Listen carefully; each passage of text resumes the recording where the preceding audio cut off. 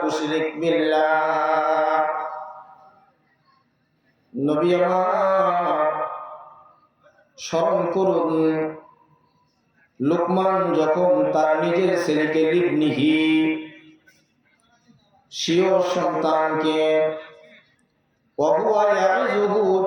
যখন তিনি নসিহত করেছিলেন, ইয়া বুনাইয়া, হে আমার সন্তান, লা তুশরিক বিল্লাহ, তোমাকে যদি কেটে টুকরো টুকরো করা হয়, তুমি সুখে থাকো অথবা দুঃখে থাকো, কষ্টে থাকো অথবা আনন্দে থাকো, তুমি ধনট্টবান হও অথবা গরিব হও, যেই অবস্থায় তুমি থাকো না কেন, তোমাকে যদি দুনিয়ার মানুষ, সকল মানুষ একত্রিত হয়ে তোমাকে কেটে টুকরো টুকরো করে ফেলায়, এরপরেও তুমি রব্বে কারীমের সঙ্গে কাউকে শরীক করবে না। এটা হলো 1 নাম্বার নসিহত। হে বৎস আমার, ইন্নাশ শিরকা লাযুলমুন আযীম, শিরক তুমি যদি করো, আল্লাহর সঙ্গে তুমি যদি কাউকে শরীক বানাও, এটা হলো বড় জুলুম, বড় জুলুম। ইন্নাশ শিরকা লাযুলমুন আযীম, জুলুম যত প্রকারের হয় সবচেয়ে বড় জুলুম হলো বান্দারা আল্লাহর সঙ্গে শিরক করবে। কোন অবস্থাতে সন্তান তুমি আল্লাহর সঙ্গে শিরক করবে না। অন্য জায়গায় রব্বে কারীম ডাক দিয়ে বলেন, ওয়া'বুদুল্লাহ।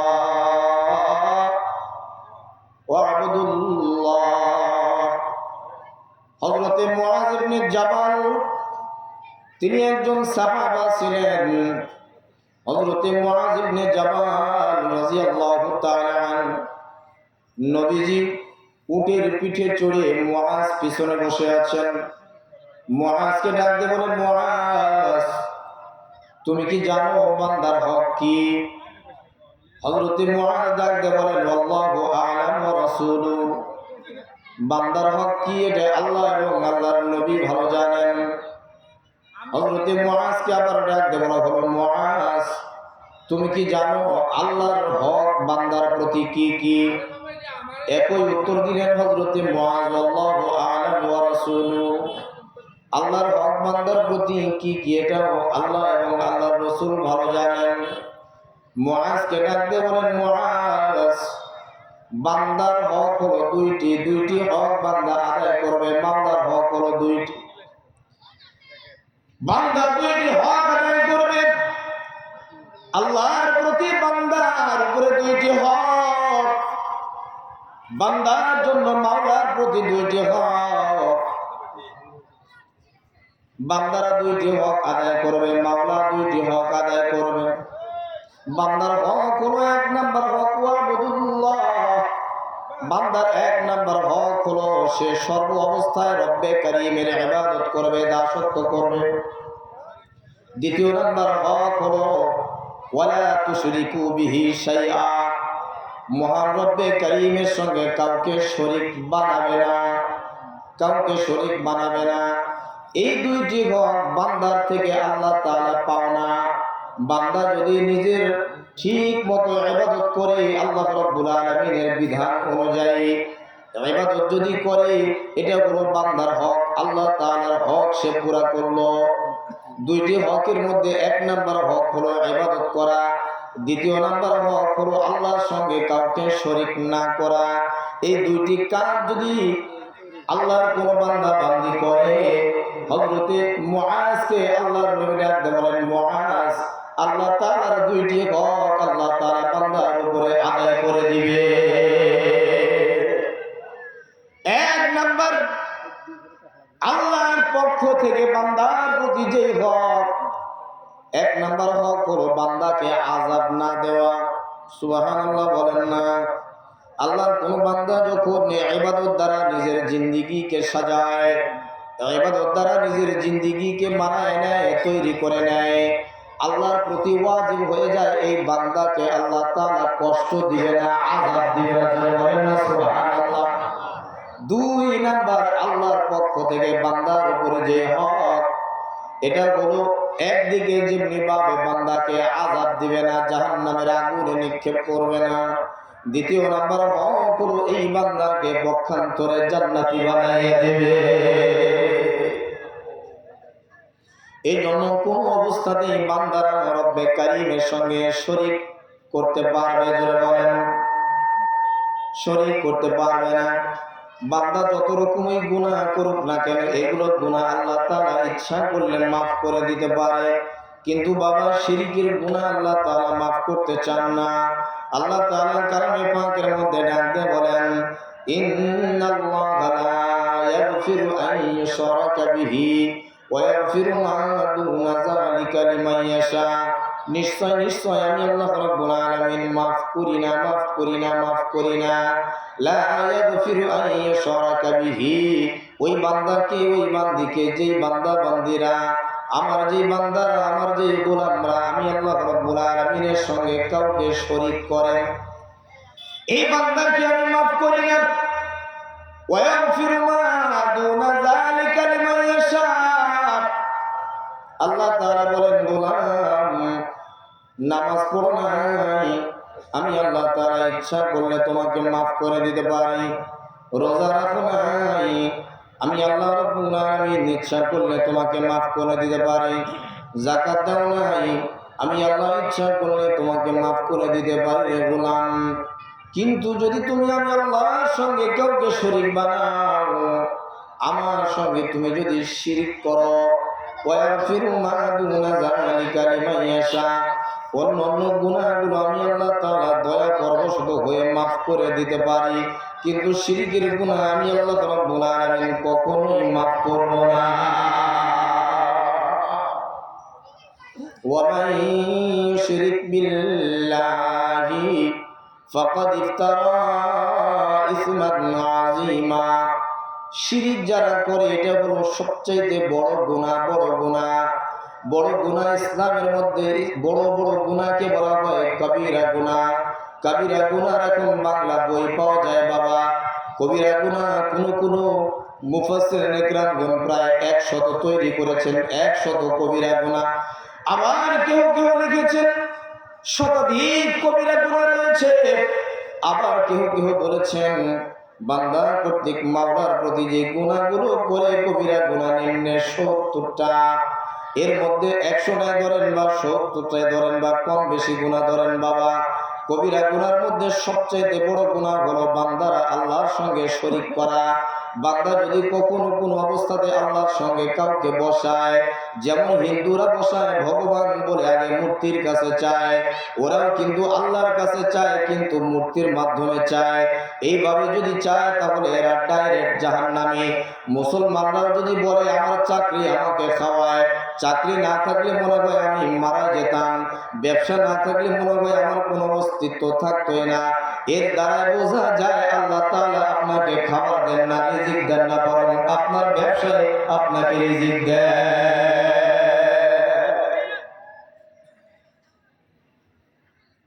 শিরক কখনোই কোনো অবস্থাতেই করে যাবেন। রব্বে কারীম অন্য জায়গায় বলেন, ওয়া মান ইউশরিক বিল্লাহি ফাকাদ দাল্লা দালালান বাঈদা। ও গোলাম, তুমি শিরক করলে তার মানে তুমি নিজেই পথভ্রষ্ট হয়ে গেলা। শিরক করলে তুমি নিজেই পথভ্রষ্ট হয়ে গেলা। শিরক করলে আমলগুলো নষ্ট হয়ে যায়। আল্লাহ তাআলা কালামে পাকের মধ্যে বলেন, ওয়ালাউ আশরাকু লাহাবিতা আনহুম মা কানু ইয়ামালুন। ওয়ালাউ আশরাকু, তোমরা যদি আমি আল্লাহর সঙ্গে কাউকে শরীক করো, লাহাবিতা আনহুম মা কানু ইয়ামালুন, তোমরা জানতেও পারবা না তোমাদের আমলগুলো আমি আল্লাহ রাব্বুল আলামিন বিনষ্ট করে দিব, নষ্ট করে দিব। অন্য জায়গায় রব্বে কারীম বলেন, ওয়ালাকাদ উহিয়া ইলাইকা ওয়া ইলাল্লাযীনা মিন ক্বাবলিক। নবী আমার, আপনার প্রতি আমি ওহী নাযিল করি। আপনার পূর্বে লক্ষাধিক নবী রাসূল আমি দুনিয়ায় পাঠিয়েছিলাম, তাদের উপরে আমি আল্লাহ রাব্বুল আলামিন ওহী নাযিল করেছিলাম। ওয়ালাকাদ উহিয়া ইলাইকা, আপনার উপরে ওহী নাযিল হয়, ওয়া ইলাল্লাযীনা মিন ক্বাবলিকা, আপনার পূর্বে যাদেরকে আমি নবী রাসূল হিসেবে পাঠিয়েছি তাদের উপরে আমি ওহী নাযিল করেছিলাম। ওয়া ইলাল্লাযীনা মিন ক্বাবলিকা লাইন আশরাকতা লা ইয়াহবাতান্না আমালুকা, আপনি যদি শিরিক করেন, আমি আল্লাহর সঙ্গে কাউকে শরীকে বসান, লাইন আশরাকতা, আমার পরে যেহেতু আপনার স্থান, আপনার মতো ভিআইপি একজন নবীও যদি আমার সঙ্গে কাউকে শরীক করে, লাইন আশরাকু লা ইয়াহবাতান্না আমালুকা, আপনিও যদি শরীক করেন আমার সঙ্গে, আপনার আমলগুলোকে আমি আল্লাহ রাব্বুল আলামিন নষ্ট করে দেব। জোরে বলেন না নাউযুবিল্লাহ। ওয়ালা তাকুনান্না মিনাল খাসিরিন, শুধু আপনার আমল ধ্বংস করে দিব, আপনার আমল নষ্ট করে দিব এতটুকুই নয়, বরং আপনাকেও আমি আল্লাহ রাব্বুল আলামিন ক্ষতিগ্রস্ত করে দিব। আপনারও ধ্বংস হয়ে যাবেন, আপনিও ধ্বংস হয়ে যাবেন। আল্লাহর হাবিবের ব্যাপারে যদি এমন সতর্ক বাণী আসে, তাহলে আপনি এমন ভিআইপি পার্সন হয়ে গেলেন বাবা। আল্লাহর নবী যদি শিরিক করে, আল্লাহর নবীকে বলা হয় আপনাকেও আমি ধ্বংস করে দিতাম, তাহলে আপনি যদি শিরিক করি আমার ধ্বংস আসবে কি আসবে না? জোরে বলেন, আরো জোরে বলেন, ধ্বংস আসবে কি আসবে না? আল্লাহ তাআলা বলেন, বলেন ইন্নাহু মান ইউশরিক বিল্লাহ, নিশ্চয় যারা আমি আল্লাহ রাব্বুল আলামিনের সঙ্গে শিরিক করে, আমি আল্লাহর সঙ্গে কাউকে তুমি শরীক বানায় দিলা, ফাকাদ হারামাল্লাহু আলাইহিল জান্নাহ, আমি আল্লাহ রাব্বুল আলামিন তুমি গোলামের জন্য জান্নাতকে আমি হারাম ঘোষণা করলাম। জোরে বলেন না নাউযুবিল্লাহ।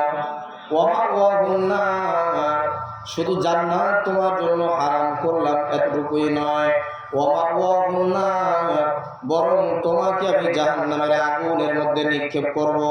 কতদিন জাহান্নামের আগুনের মধ্যে নিক্ষেপ অবস্থায় থাকবেন?